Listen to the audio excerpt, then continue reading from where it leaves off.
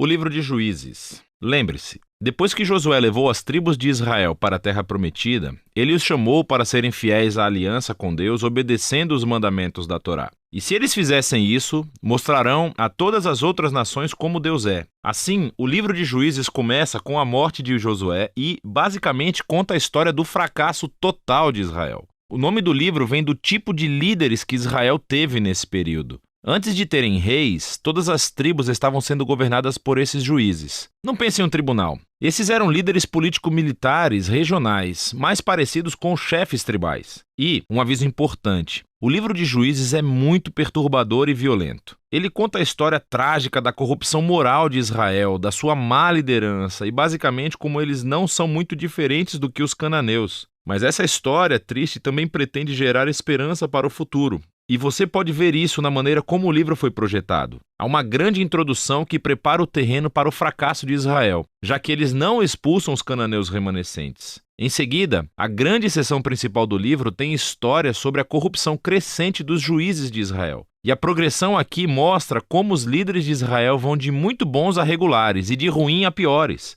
A seção final é realmente perturbadora e mostra a corrupção do povo de Israel como um todo. Então, vamos nos aprofundar e explorar cada parte um pouco mais. A sessão de abertura começa com as tribos de Israel em seus territórios na Terra Prometida. E quando Josué derrotou algumas das cidades cananeias principais, ainda havia muita terra a ser tomada e muitos cananeus vivendo nessas áreas. E assim, o capítulo 1 apresenta uma longa lista de grupos e cidades cananeias que Israel não conseguiu expulsar da terra. Lembre-se, todo o objetivo de expulsar os cananeus era evitar sua corrupção moral e a sua maneira de adorar os deuses através do sacrifício infantil. Deus havia chamado Israel para ser um povo santo, e isso não acontece. O capítulo 2 descreve como Israel tomou o lado dos cananeus e adotou todas as suas práticas culturais e religiosas. E é bem aqui que a história para. Durante quase um capítulo inteiro, o narrador nos dá uma visão geral de tudo o que está prestes a acontecer no resto do livro. Essa parte da história de Israel, diz o narrador, foi uma série de ciclos se movendo como uma espiral para baixo.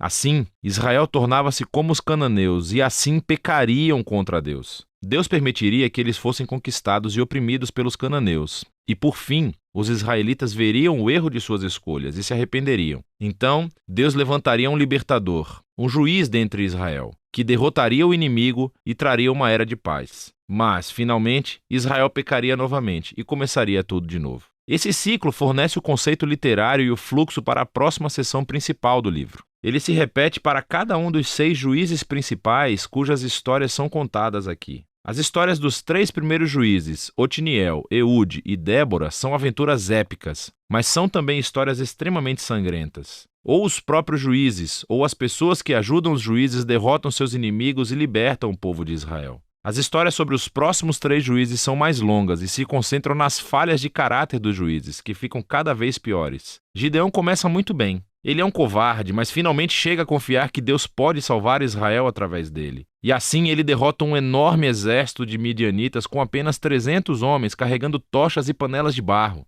Mas Gideão tem um temperamento desagradável e mata um bando de companheiros israelitas por não ajudá-lo em sua batalha. E tudo começa a piorar. Ele fabrica um ídolo com o ouro que ganhou das suas batalhas, e depois que morre, todo Israel adora o ídolo como um deus, e o ciclo começa novamente. O próximo juiz principal é Jefté, que é uma espécie de bandido mafioso que vive nas colinas. E quando as coisas ficam realmente ruins para Israel, os anciãos vêm até ele implorando pela sua ajuda. E Jefté foi um líder muito eficaz, ele ganhou muitas batalhas contra os amonitas. Mas ele era tão pouco familiarizado com o Deus de Israel que o trata como um deus cananeu e promete sacrificar a sua filha se vencer a batalha. Essa história trágica mostra o quanto Israel caiu. Eles não conhecem mais o caráter do seu próprio Deus, o que leva ao assassinato e à falsa adoração. O último juiz, Sansão, é de longe o pior. Sua vida começa cheia de promessas, mas ele não tem consideração pelo Deus de Israel. Ele era promíscuo, violento e arrogante. Ele obteve vitórias brutalmente estratégicas sobre os filisteus, mas apenas à custa da sua própria integridade. E a sua vida termina em uma corrida violenta de assassinato em massa. Agora, uma nota rápida aqui. Você notará um tema repetido na seção principal do livro. Em momentos-chave, o Espírito de Deus capacitará cada um desses juízes a realizar grandes atos de libertação. O fato de que Deus usa essas pessoas completamente errôneas não significa que ele endossa todas ou até mesmo qualquer uma de suas decisões. Deus está comprometido primeiramente a salvar seu povo, mas tudo o que ele tem são esses líderes corruptos e, por isso, trabalha com eles. Essa sessão inteira é projetada para mostrar o quão ruim as coisas ficam. Você não consegue nem diferenciar os israelitas dos cananeus. E estamos falando apenas dos líderes. A sessão final mostra Israel como um todo chegando ao fundo do poço. Há duas histórias trágicas aqui e elas não são para os fracos de coração. Elas são estruturadas por essa linha, que é repetida 4 vezes no final do livro. Naquela época, Israel não tinha um rei, e todos faziam o que era certo aos seus próprios olhos. A primeira história é sobre um israelita chamado Miqueias, que constrói um templo privado para um ídolo. E ele é saqueado por um exército particular enviado da tribo de Dan. Então, eles vêm e roubam tudo. E eles queimam a cidade pacífica de Laís e assassinam todos os seus habitantes. É uma história horripilante. Quando Israel se esquece do seu Deus, o poder e a força consertam as coisas. A história final do livro é ainda pior. É uma história chocante de abuso sexual e violência que leva à Primeira Guerra Civil de Israel.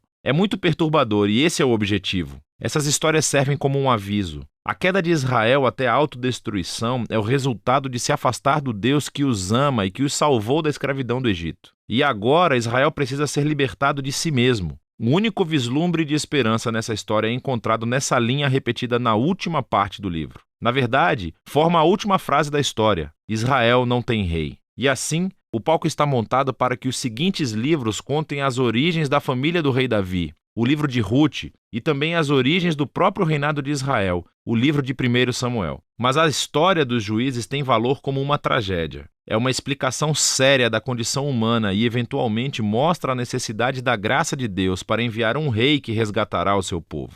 E esse é o livro de Juízes.